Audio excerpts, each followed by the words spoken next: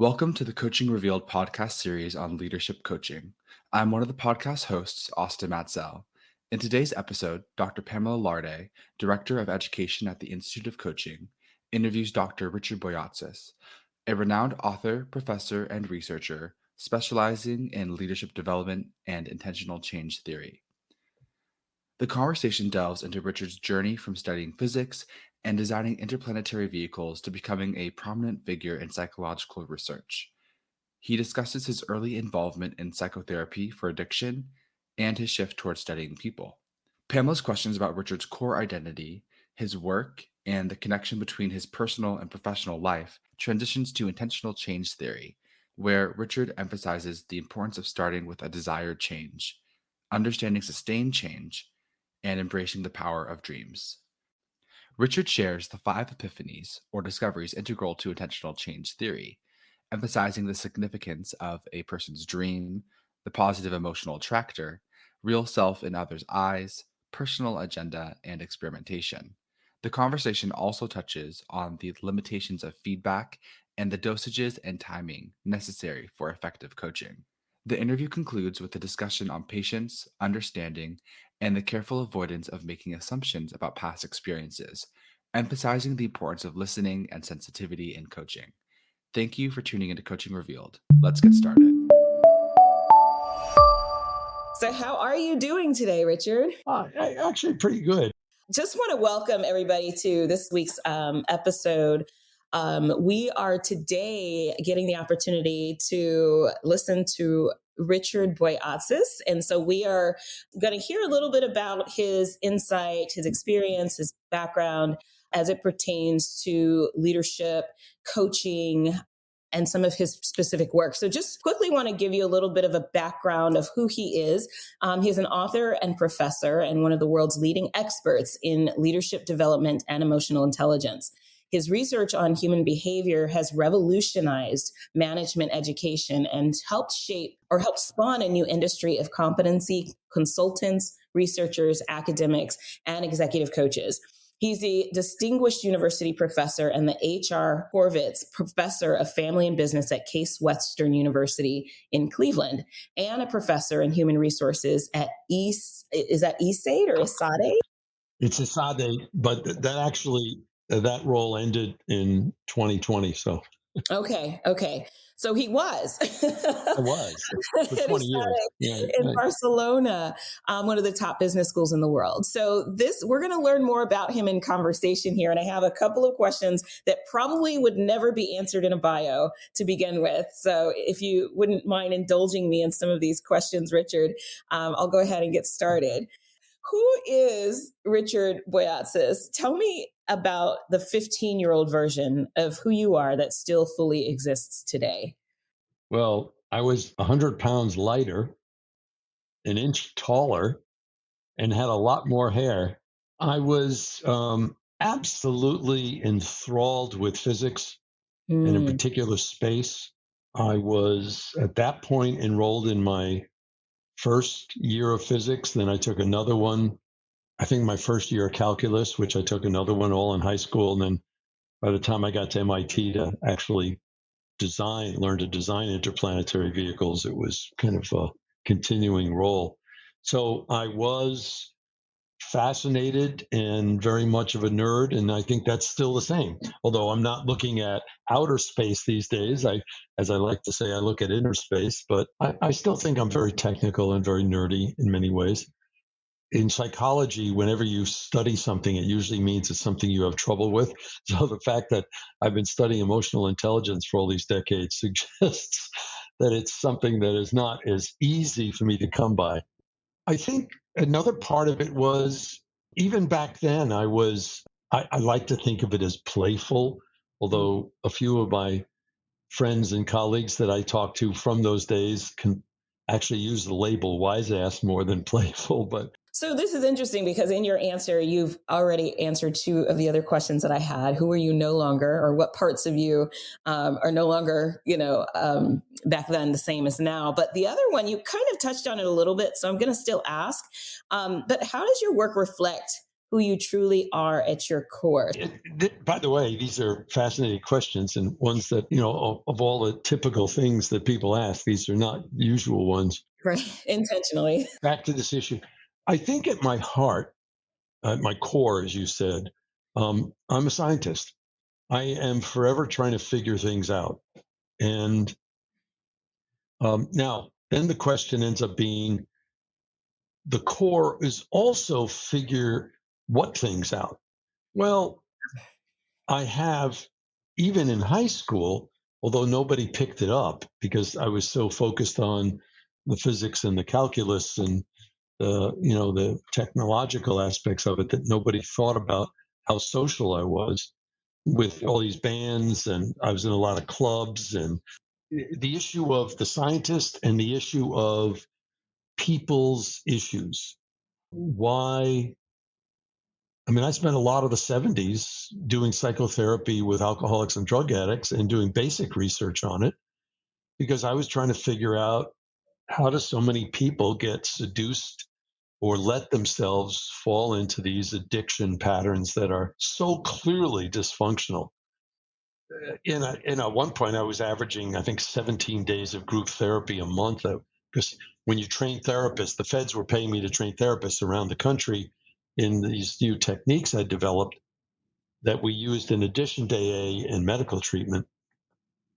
But that meant that I was doing group therapy with alcoholics and drug addicts with them in different cities. And I had about 5 psychologists working with me on these, but 17 or 18 days of group therapy a month was, after a number of years, was a bit more emotionally demanding than I wanted to continue doing. Plus, nobody works with addictions that doesn't get depressed, because even if you're doing well, now 40 or 50% of the people may not use or abuse substances for more than 6 months, but the recidivism rate, even when the efforts are useful, is horrid, actually.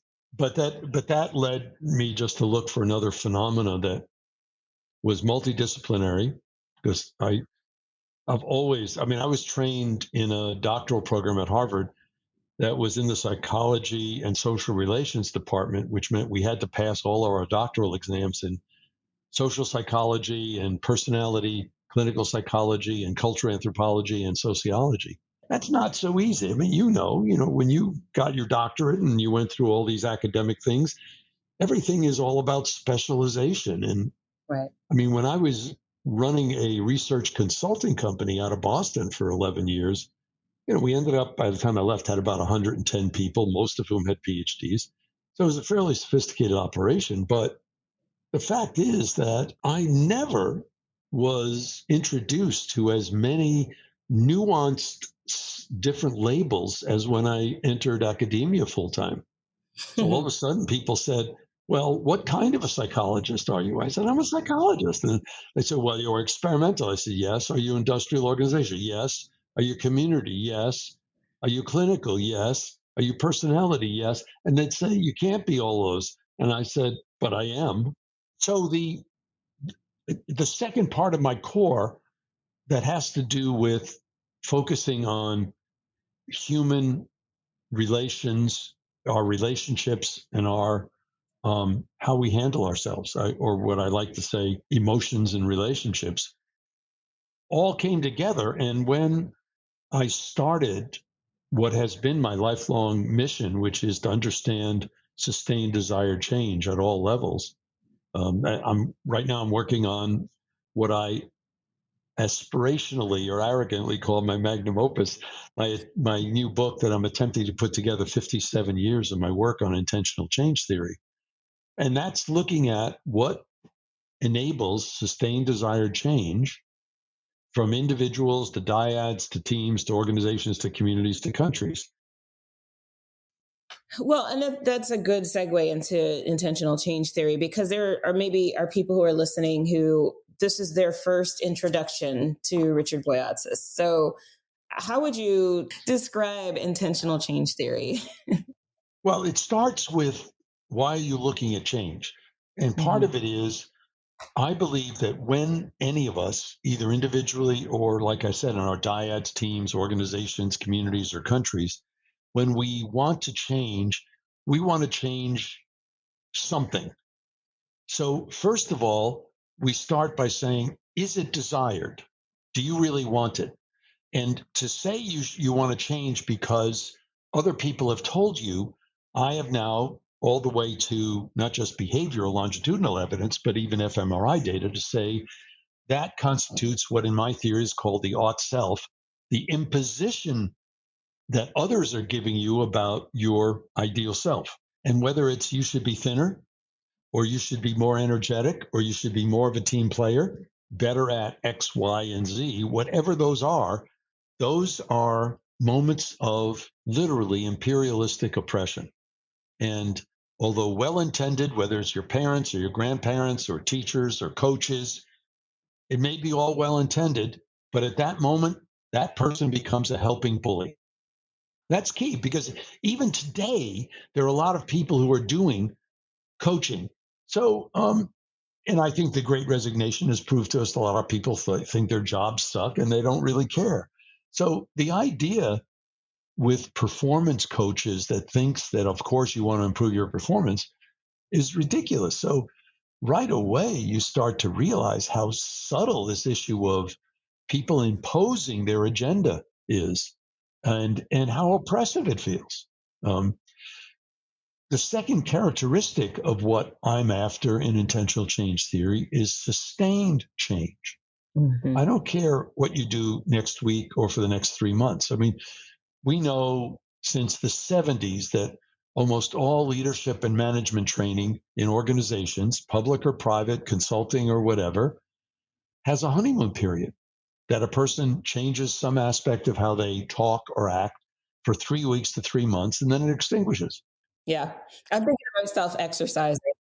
Oh, yeah, that's right. I mean, that's the great New Year's Eve resolution thing. You pay your dues for a year and you go for 3 weeks, and that's it. But the idea of sustain means we have to look at it a year or two later. So I'm after sustained desired change, and that's what intentional change theory is all about. It starts with the notion that change is discontinuous and that you have to appreciate the actual rhythm of it. Articulates 5 epiphanies or discoveries, if you will, or conscious recognitions that seem to have to occur in a sequence, but it's iterative, so you keep rotating through. But the first one is not that you have a problem. That's back to the ought self. The first one is you have a dream. Every one of us, even those who weren't old enough to be there or listen to it live, react to Martin Luther King's I Have a Dream speech. And even that phrase, I mean, here we came up on the anniversary a couple of days ago, and that still invokes something very powerful. And as one of my colleagues pointed out, he didn't start out the talk by saying, I have a nightmare. So one of the issues is that it is our sense of purpose, our dream of a possible life that is the actual primary motivator of change. And it doesn't come because somebody else gives you feedback. Right. And feedback is way overused and way oversold. Right. It's like we over-medicate people in general. And I think right now, one of the horrors of how we're raising our children is we overstructure their lives and we over-medicate them. And the net result is they don't understand how to be bored, and they turn to either get depressed or turn to other substances to alleviate it, or just stay on their smartphones to play games. But the fact is that the dream is the key. Then if you have that, given that it's a power curve, there's a 5% chance you'll go the next one unless you enter a tipping point that I call the positive emotional attractor, where you get open physiologically, neurologically, hormonally, and psychologically to another possibility. Then you go to the next discovery or phase, which is, how are you acting? in the eyes of others. I mean, what I call the real self is not what you think of yourself, because that's delusional. It's how do other people experience you. If you have that, you're eligible for the third, which is what's your agenda? What would you love to be exploring? And interestingly enough, what we've been able to show, and is a key feature of intentional change theory, is that when you get to the agenda, the context is the dream, is the vision. It's not a goal and it's not a problem. And in fact, if you settle on a specific goal or a specific problem too soon, you close the mind down. We just published another fMRI study a few weeks ago showing that in coaching. If you coach people to a problem or challenges they're having, they activate parts of their brain that literally close them down to new possibilities.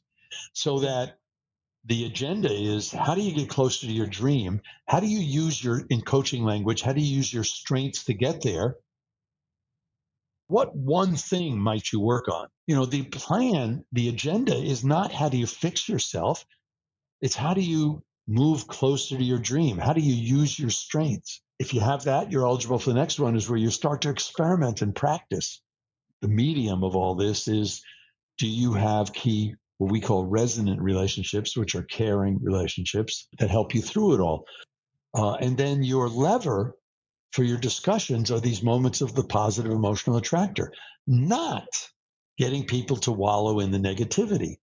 I mean, I used to argue in the 70s that I thought a lot of psychotherapists were enabling people to feel sick and depressed because they would just tell me more about your problem.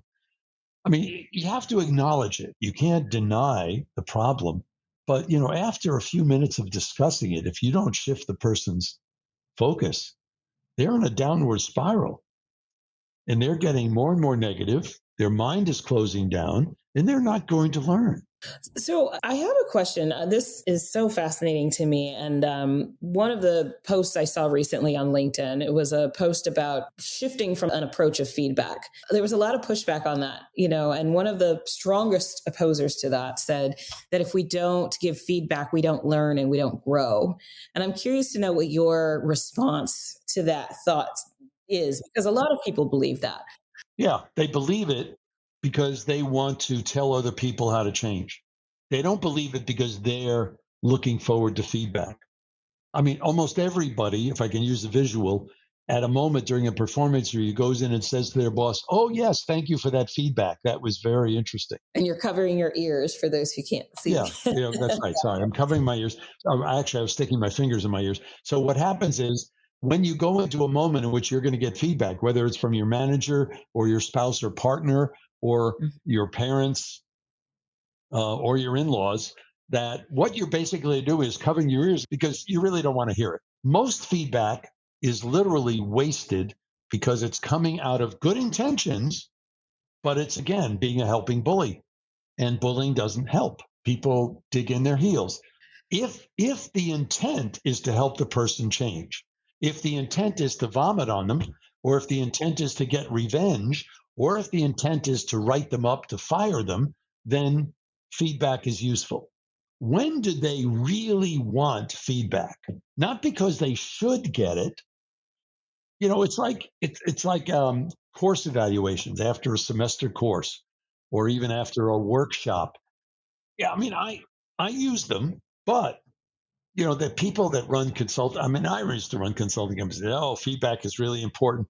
All of that's a sales gimmick. The point is, at the end of a workshop or at the end of a whole semester of working with people, the only feedback I'm emotionally ready for at that moment is, "Thank you, you've helped change my life."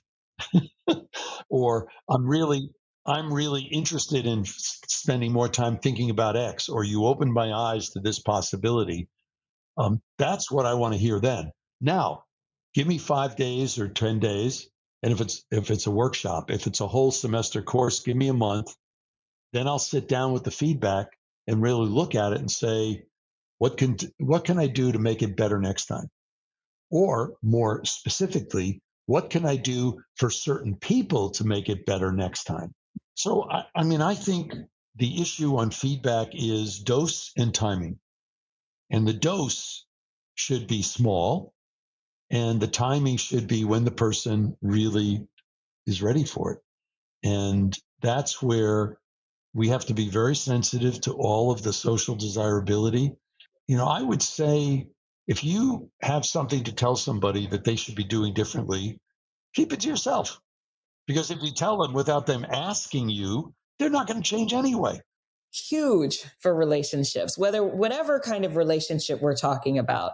Right. That's huge and counterintuitive to how we think we should be engaging with people when we see something they need to change. Yeah. I mean, people sometimes criticize me for using too many anecdotes about, having a spouse or it could be with roommates. But because these are emotionally intense relationships, they help illustrate something, which is how often, whether you were a teenager or an adult, was it successful for somebody to say, come on, is it that hard for you to put the dishes instead of in the sink in the dishwasher? So how do we resist that approach? How does it become more natural for us to not to resist? When we want to give feedback, don't. When somebody comes into a coaching session that I'm doing, and I've been formally coaching executives since 1969 in various programs. But if somebody comes to me, even today, I'll want to know, something about who they are and what they do. But then quickly into the conversation, I'll ask, why are you here? And it boils down to, kind of two possibilities. One, they're having some problem that's bothering them, or they want to grow and develop.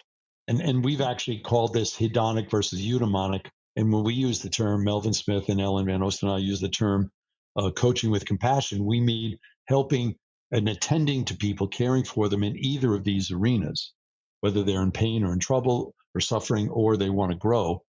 But I want to hear that. Regardless of what their answer is, I'll listen to it. If I don't understand it, I'll ask for for instance, or an example, but I'll be careful not to let it go more than a few minutes. And then I'll say to them, quite literally, that is really important, and we're going to spend time on it. But first, I'd like to step back a little bit. Help me understand you. Help me understand the big picture of you. And that's how I'll lead into questions about their dream, their vision. Now, there are times in which people have been traumatized or abused.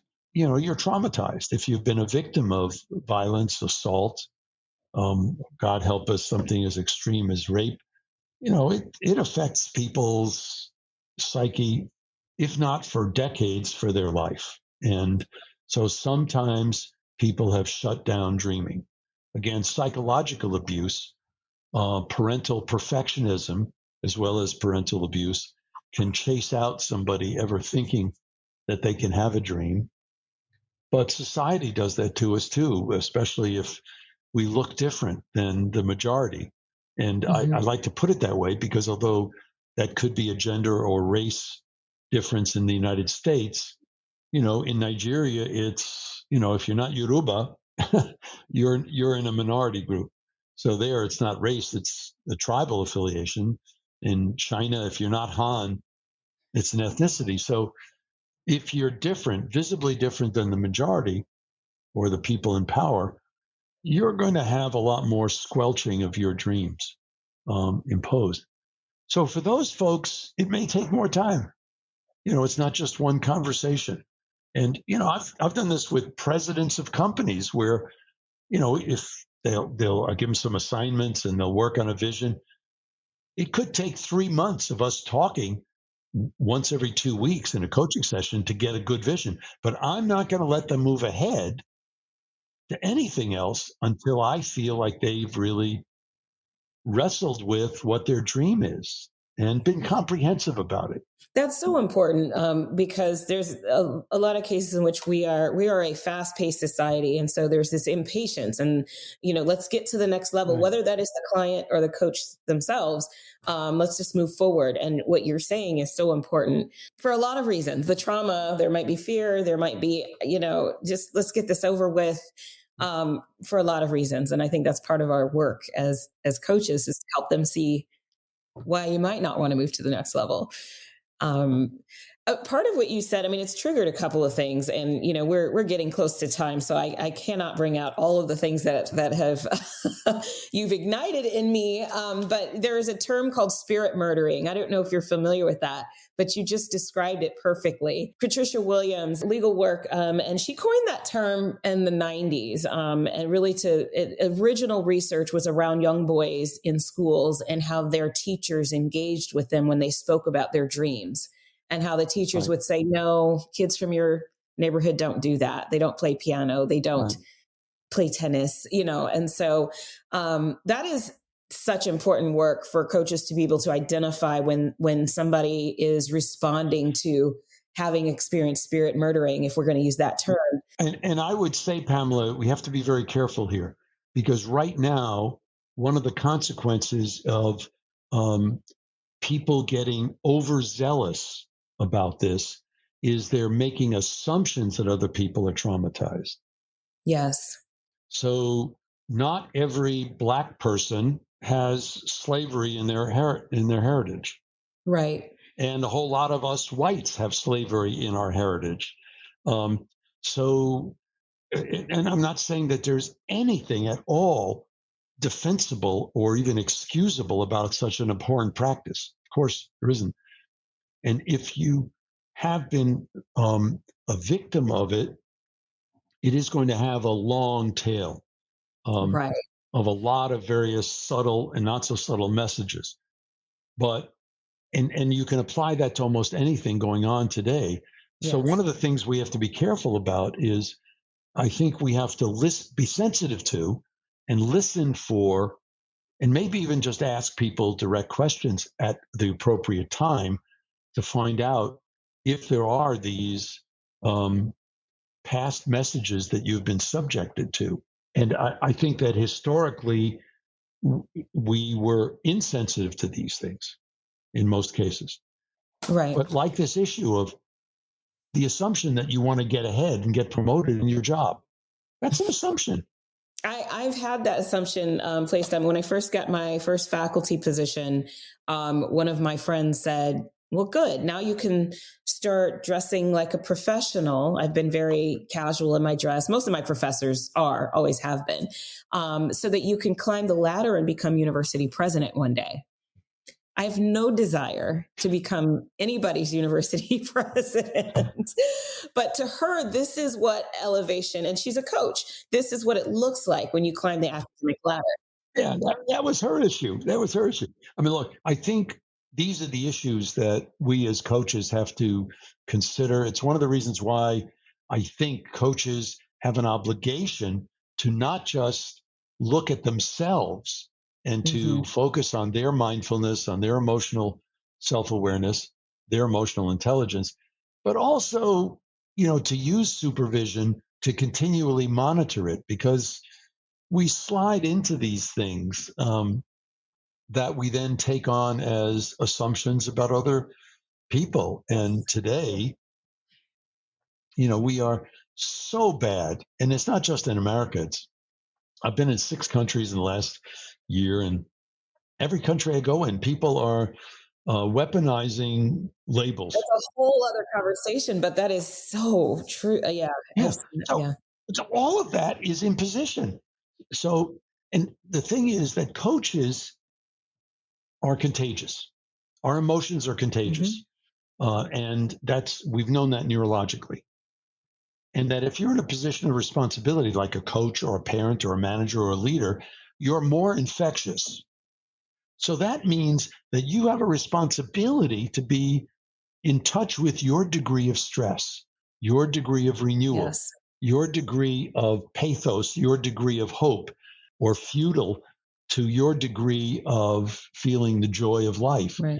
Because whatever is going on inside of you at a deep level, you're provoking it in other people, even if you think you're masking it, because we're not that good. So a lot of work in these helping professions, in particular coaching, I think means you have to really stay in touch with and continue working on yourself. I think that might have been an answer to the last question I was going to ask you.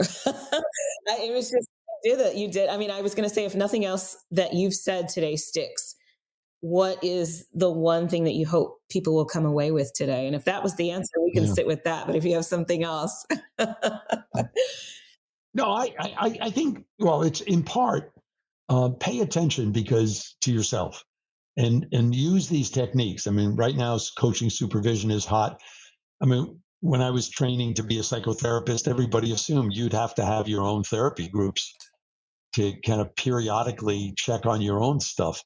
I think it's the same with coaching. And that's one issue. But the parallel issue is we have to be a little careful about this too. I mean, narcissism is rampant in our society. And I only know of one antidote to that, and that's to care for others. Yeah. Now, coaches have a real edge here. We're in a job like physicians and nurses and social workers and teachers. And if you really want the role, parents, because our role is to help others. And if that's the case, then we're in an ideal setting to regularly each day to focus on the other person, on their issues, on their perspectives, on their dreams. And that helps us to both step out of our own miasma, but it also helps us to counter any kind of subtle or not so subtle slides we might have into narcissism. So good. You would bring out a whole new term and conversation towards the end. We're done, but I would love to dive into narcissism. But I am so grateful for your time and your insight. I see a lot of parallels with my own work on joy, and I'm just really ready to take this content and actually draw some physical diagrams of how this intersects, because this is just so good. So thank you. Well, Pamela, that's what I thought when I heard you speak at the Coaching Research Lab Day of Discovery. I mean, it just seemed to me that we're on the same path. So I'm glad we could have the conversation. Thank you. Yeah. I sensed where you were going with that last question about, the key factor. Now, it's a logical point to say, how do we help people who are in the coaching field? And besides our Helping People Change book and the mobile app on it that's available, I hope you and others would look forward to, because my new book should come out next summer. I am really excited about that. I am really excited. So yes. So thank you so much. As much as I would not like to wrap us up, I know we need to. So thank you all for engaging us in this great conversation. I hope you were taking notes. If not, go back and listen again and take some really good notes. I was taking notes. So have a really great rest of the day, Richard. It was so great having you here. Right. Thank you, Pamela. Thank you for listening to this episode of Coaching Revealed, brought to you by the Institute of Coaching. You can learn more about the Institute on our website at instituteofcoaching.org. You can stay up to date with new episodes of our podcast by liking and following Coaching Revealed. You can also find us on social media on LinkedIn, Instagram, and X with the handle Institute of Coaching. We also love hearing from our guests, so please reach out to us with thoughts you have on this episode and any questions you have about coaching. Until next time, this is Emily Tarani with Coaching Revealed.